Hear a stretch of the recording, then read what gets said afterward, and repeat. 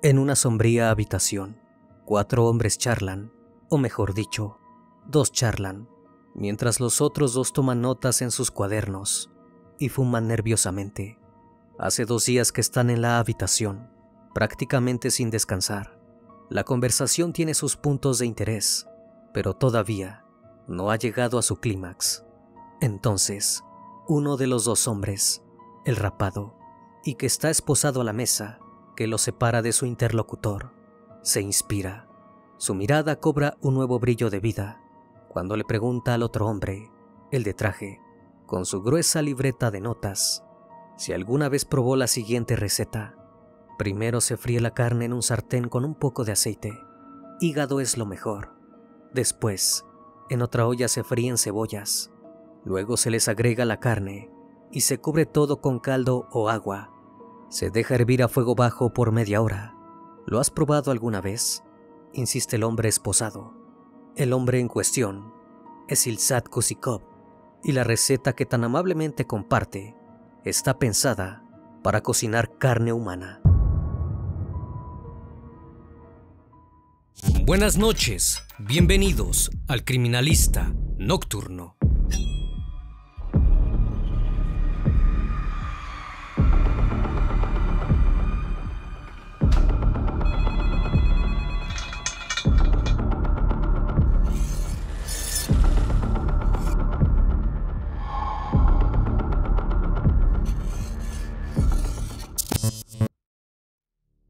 Ilsat Kusikov nació en Tikistán, Unión Soviética, en 1960, hijo de un padre mucho mayor que su madre, y con solo un hermano varón. Venía de una familia que podría calificarse como torcida. Cuando Ilsat tenía 11 años, su padre, que solía maltratar a su mamá con frecuencia, le asestó una brutal golpiza que terminó con ella. La había ahorcado hasta perecer. El motivo fue desconocido. Ilsat no asociaba este evento particular a nada de lo que vino después en su vida, pero sí recordó haber perdido la repugnancia a la sangre, luego de ver cómo su padre golpeaba a su madre. También fue cerca de esa época que comenzó una relación incestuosa con su hermano. En una ocasión, el chico ultimó a su mascota, una tortuga grande, a la que aplastó con un martillo. Cuando le preguntaron sobre los motivos de tal acto, se limitó a encogerse de hombros y dijo: «No sé por qué lo hice». Luego del asesinato de su madre, ambos niños se mudaron con una tía, con la que vivieron hasta ser adultos. A los 13 años, Kusikov empezó a obsesionarse con el cuerpo humano y soñaba con ser cirujano. Declaró que podía tener orgasmos mientras miraba videos de cirugías en los canales de televisión pública, pero el objetivo de ser cirujano nunca llegó. Su rendimiento académico e intelectual era bajísimo y apenas pudo graduarse de la secundaria. Su familia se mudó a San Petersburgo e Ilsat comenzó a trabajar como soldador. Los registros muestran que más de una vez aplicó y siempre fue rechazado para trabajar en la morgue local. El trabajo específico era encargarse de lavar los cuerpos. Cuando Kusikov cumplió 20 años, hizo el servicio militar en Vyborg. Fue allí, en ese lugar, donde en 1982 cometió su primer delito. Atacó a un colega golpeándolo en la cabeza con una llave inglesa. El caso fue investigado e Ilsat fue a prisión preventiva mientras se analizaba lo que había ocurrido. Al final, logró evitar la responsabilidad penal. Los expertos forenses le diagnosticaron esquizofrenia.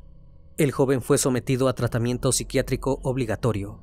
Luego de un tiempo, fue dado de alta. Posteriormente se inscribió en el sistema público para obtener una pensión por esquizofrenia por el monto de $20 al mes, y además le dieron un apartamento en Leningrado, donde Kusikov se casó con una joven a la que había conocido durante su tratamiento psiquiátrico. Ella también era paciente en el mismo hospital que él, pero su matrimonio no duró mucho. Ella lo dejó luego de 2 años de casados, porque él la atacó con un cuchillo en una ocasión. La mujer declaró que Ilsat bebía demasiado, que era alcohólico. También dio a entender que tenía tendencias homosexuales, o por lo menos, que estaba confundido. Kusikov se había quedado solo en su departamento, en San Petersburgo, en plena crisis mental y económica. No se sabe cuál de estos dos factores explican el hecho de que por entonces, ya entrada la década de los 90, hubiera empezado a comer perros y gatos callejeros, pero no lo hacía de la manera brutal y simple que uno imaginaría. Ilsat cocinaba a los animales de forma cuidadosa, seleccionaba los cortes que utilizaba y hacía cuidadosas recetas con cada uno. Era un artista de la cocina y amaba jugar y experimentar, pero el cocinar animales callejeros no lo hacía feliz. Sus vecinos declaraban que él era devoto de las mascotas y que no había ser que amara más en el mundo que a su gato Dasha. Fue entonces que en su mente retorcida comenzó a fraguarse el mal y decidió dejar de asesinar animales para ultimar personas. El primer crimen sucedió en 1993. Ilsat Kusikov se encontró en la calle con Sasha Pikonkin, un viejo amigo, y se puso a charlar de modo casual con él. Los viejos conocidos estuvieron un rato en la calle y de allí fueron a la casa de Kusikov para ponerse al día y beber unas copas. Ambos eran ansiosos bebedores. Allí pasaron algunas horas consumiendo vodka y conversando. Hasta entrada la noche, en un momento determinado, Kusikov, muy borracho al igual que Sasha, coqueteó con él. Pikonkin lo rechazó, pues no le gustaban los hombres. Esto desató una ira tremenda en Ilsat, que se abalanzó sobre él con todas sus fuerzas y derribó a su amigo sobre la mesa, golpeándole la cabeza, para luego cortarle la garganta con un cuchillo de cocina. Una vez que Pikonkin estaba sin vida, Kusikov le quitó la ropa y se quitó la suya también. Analizó el cuerpo detenidamente y con un cuchillo de cocina comenzó a desmembrarlo. El primer plato que se preparó para saciar el hambre que tenía fue el hígado. Es irónico que el apellido de Sasha, Pikonkin, tenga en su traducción la misma raíz etimológica que el nombre de este órgano. Una vez que Kusikov cenó, terminó de limpiar el cuerpo y guardó la carne que luego comería. Entonces descartó su torso en un sótano abandonado del vecindario. La sangre del departamento, que había impregnado las paredes y el suelo, la limpió con paciencia y agua helada. No tenía dinero para jabón o productos de limpieza. Pocos días después del hecho, en el mes de noviembre, los vecinos descubrieron el torso en el sótano del barrio. Nadie conectó ese descubrimiento con Ilsat Kusikov.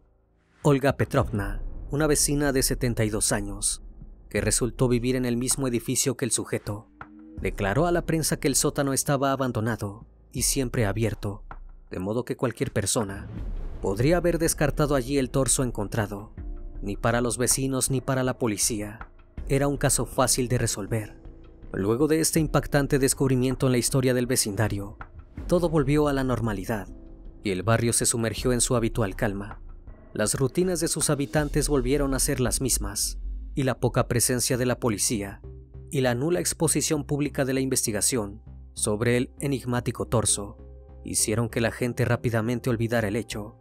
Pasaron 3 años hasta que aquella calma se interrumpió otra vez. Trabajadores de limpieza y recolección de basura fueron los que encontraron entre las bolsas de residuos ordinarias un hallazgo sin igual. Se trataba de una cabeza cercenada, la cual posteriormente se descubrió que pertenecía a Misha Bachbok, un vagabundo de 37 años que solía andar por ese lugar. Varios días después, en un auto quemado que estaba abandonado hacía años, encontraron los antebrazos seccionados. Otra vez este suceso no tuvo repercusiones fuertes. Al tratarse de un simple vagabundo, las fuerzas policiales no dieron demasiado lugar a la investigación. Otra vez Ilsat Kusikov estaba fuera de toda sospecha, pero su suerte se acabaría tarde o temprano. Apenas un mes después, otra cabeza cercenada fue encontrada. Esta vez pertenecía a Edith Vasilsky, de 43 años. La brutal escena fue descubierta por Olga Petrovna, aquella vecina de Kusikov, que había declarado ante la prensa luego del primer torso encontrado en el vecindario. La mujer de 72 años paseaba a sus perros a eso de las 7 de la mañana y recordaba que hacía bastante calor. Suponía que gracias al clima fue que los perros olieron la carne putrefacta. hacia la cual corrieron haciendo caso omiso a los llamados de su dueña. Al acercarse a reprender a sus perros, se encontró con la desagradable imagen de la cabeza cortada de Basilski. También declaró que había a su alrededor frascos cerrados con algo que pensó que eran viejos trozos de carne. Nunca hubiera imaginado que era humana. Dados los hallazgos, la investigación tomó curso, y esta vez pudieron encontrar algo importante. Las fuerzas policiales se enteraron de que Edith era paciente del hospital psiquiátrico del vecindario, y un investigador decidió pedir en la institución la lista de personas registradas. Allí, junto al nombre de Basilski, encontraron el de Sasha Pikonkin, la primera víctima de Kusikov. La alarma se encendió.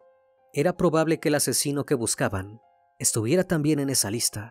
Se descartaron primero a las mujeres por la brutalidad física de los crímenes, y para reducir la lista de los sospechosos masculinos, se hizo un perfil psicológico de quienes eran más propensos a haberlo hecho. Así se allanaron varios domicilios que no dieron resultados, hasta que fue el turno de Ilsat. El 14 de febrero de 1997, la policía de San Petersburgo cortó el agua de su departamento y varios oficiales se hicieron pasar por fontaneros. Al principio, Kusikov dio excusas para no dejarlos entrar a la casa, y fuera ya del personaje, la policía tuvo que tirar la puerta abajo para pasar de una vez. Ya dentro del departamento, la imagen fue más grotesca. Las paredes estaban decoradas con pósters de gatitos tiernos y otros de Jean-Claude Van Damme, en algunas de sus películas de artes marciales más famosas. Por toda la casa, sobre los muebles y en el piso, había una gran cantidad de botellas de Fanta llenas con sangre. En la cocina, encontraron un viejo frasco de pepinillos agridulces, lleno de orejas y trozos de piel disecadas, junto con varios miembros cercenados y órganos, además de un ejemplar llamado Men in the Kitchen, un clásico de la cocina soviética. En el balcón había una olla de aluminio con sashilskis, kebabs rusos, ya armados y ensartados en sus brochetas con cebollas, listos para cocinar. Sorprendentemente, eso era todo lo que quedaba de Edith. El inspector de policía, Mikhail Bariuka, diría que al preguntarle a Kusikov sobre todas aquellas atrocidades, el hombre no se mostró evasivo, no trató de negar nada, y fue abierto con respecto a lo que las autoridades acababan de encontrar. De hecho, les ofreció algo de carne a los oficiales a cambio de dejarlo ir. Específicamente, les mostró un delicioso y humeante plato de hígado. En ese preciso momento, Ilsat Kusikov fue detenido y llevado a la comisaría, en la que comenzó un largo proceso de interrogatorio.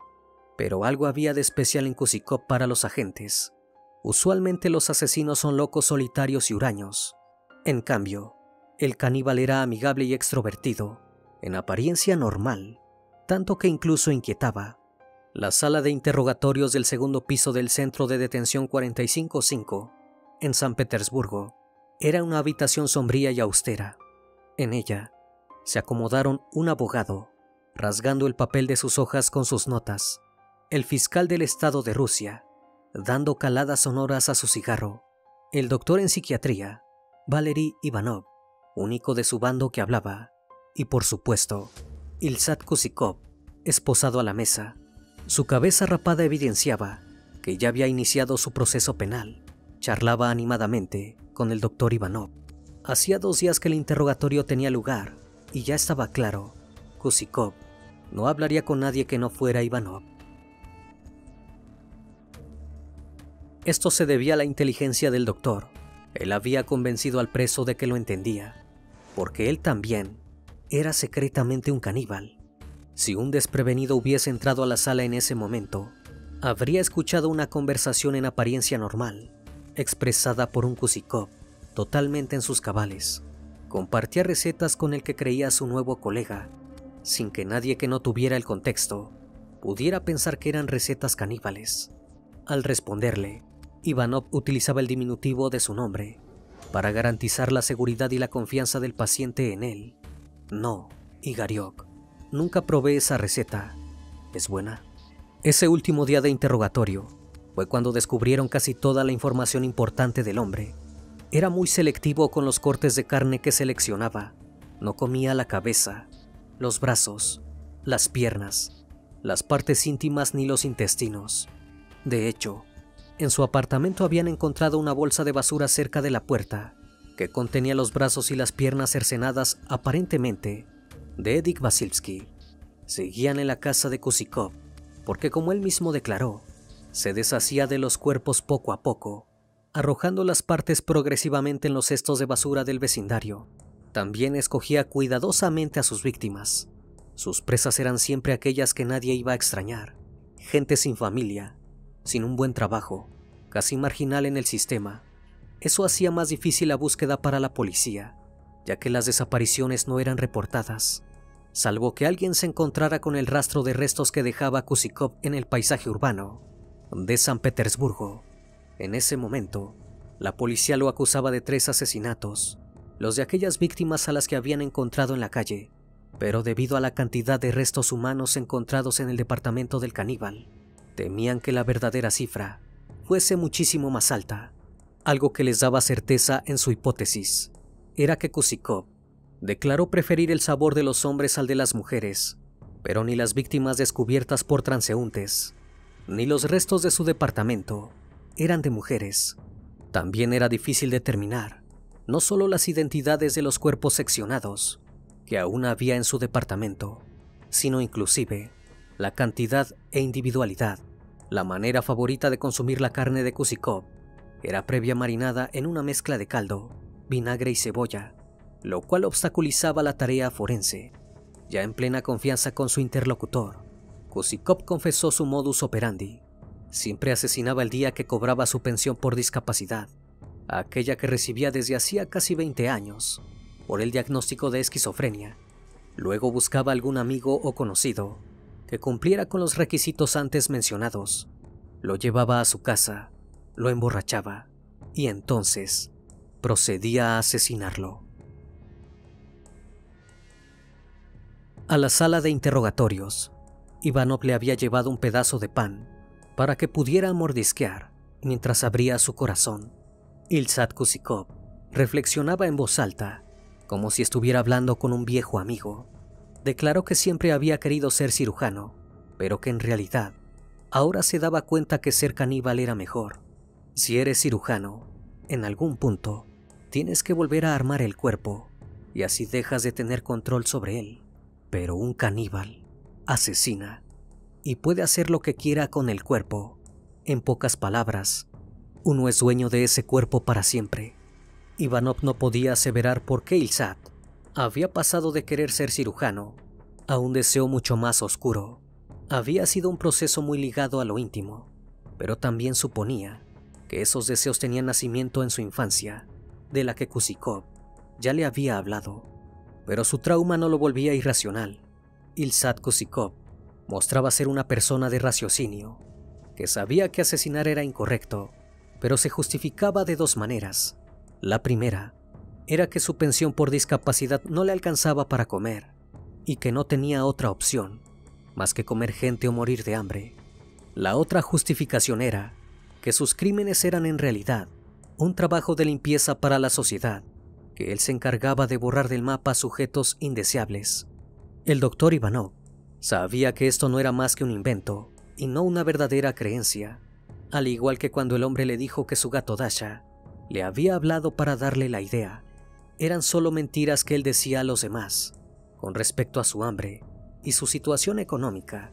El especialista en psiquiatría sí creía que ese podía ser el motivo que pudo tener el sujeto al principio, pero ahora era otra cosa la que lo impulsaba a asesinar: el sadismo. Pero Ilsat Kusikov no fue un sádico criminal a simple vista. Sus vecinos del barrio declararon a las autoridades que era un vecino amable e inofensivo. Sí sabían de su alcoholismo y de sus ingresos al hospital psiquiátrico local, pero el hombre era afable con ellos, y si bien solía ser tímido, al entablar una conversación no evidenciaba ningún tipo de problema mental. Su vecina de 69 años, Luiva Vasevna, contaba que era muy bueno en los asuntos manuales. Cada vez que alguien necesitaba ayuda, para cambiar una cerradura, montar una estantería o alguna otra tarea pesada, él se ofrecía a ayudar sin pedir nada a cambio, y con excelentes resultados. Y si bien como otros asesinos seriales tenía una gran relación con los animales, esto no lo volvió distante con las personas. Era un hombre alto, sobre todo para el ruso promedio. Medía casi 2 metros, y eso lo volvía atractivo. También tenía una sonrisa deslumbrante y siempre atenta, y sus rizos de color oscuro le daban un aire tierno que bajaba la guardia de sus vecinos. A pesar de ser tímido, siempre tenía ánimo para charlar, sobre todo de sus 2 temas favoritos, la cocina y los animales. Al ser consultada sobre las atrocidades encontradas en el departamento de Ilsat, su vecina, Lyubov Polovna, de 72 años, no se inmutó. Por supuesto que es terrible, pero durante las épocas del estalinismo, yo estaba muy contenta de poder comer gatos o perros. Incluso algunos estaban obligados a comerse a sus parientes, ya fallecidos. Era eso, o morir uno mismo. Especialistas en investigación criminal creen que el apogeo de los asesinos seriales, muchos de ellos también caníbales en Rusia, tuvo que ver con un gran abanico de factores: el colapso de la familia, una severa crisis económica, la distribución de material para adultos junto a la falta de educación íntima y más. Estos factores, combinados con la historia rusa de pocos años atrás, sobre todo esa oscura faceta de los campos de trabajo estalinistas y las hambrunas, serían los factores que crearon las condiciones para que el canibalismo pudiera proliferar. En la sala de interrogatorios, cuando la reunión estaba por terminar, Ilsat Kusikov murmuró algo al doctor Ivanov, a quien aún le creía que era un caníbal encubierto. Le decía que él podría sacarlo de ese lugar, lo incitaba a hacerlo y a encontrarse afuera para hacer esas cosas que a ellos les gustaba hacer. Ivanov le sonrió. No quería destruir la confianza que había construido, pero bien sabía que Kusikov nunca más sería libre. Llegó la campana del almuerzo y el preso fue retirado para comer. Acudió alegremente. Era su momento favorito de todo este proceso. Mientras se levantaba, bromeó con Ivanov. Señaló al abogado que no había abierto la boca desde que empezó la conversación de los otros 2.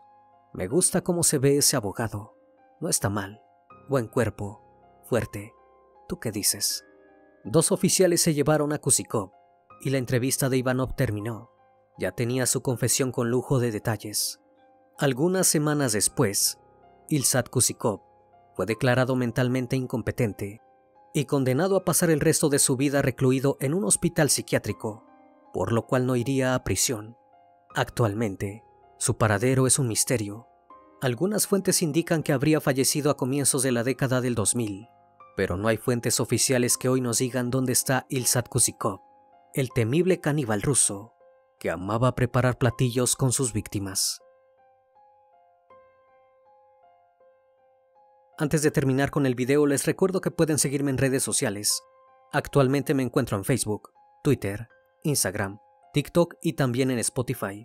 Si el caso de hoy te pareció interesante e informativo, te pido me regales un like o un comentario sobre la transmisión de esta noche. Me despido de ustedes, no sin antes agradecerles su compañía, y recuerden, si aún no estás suscrito, te hago la cordial invitación a que lo hagas y formes parte de esta gran comunidad. Esto es El Criminalista Nocturno. Hasta la próxima emisión. Buenas noches.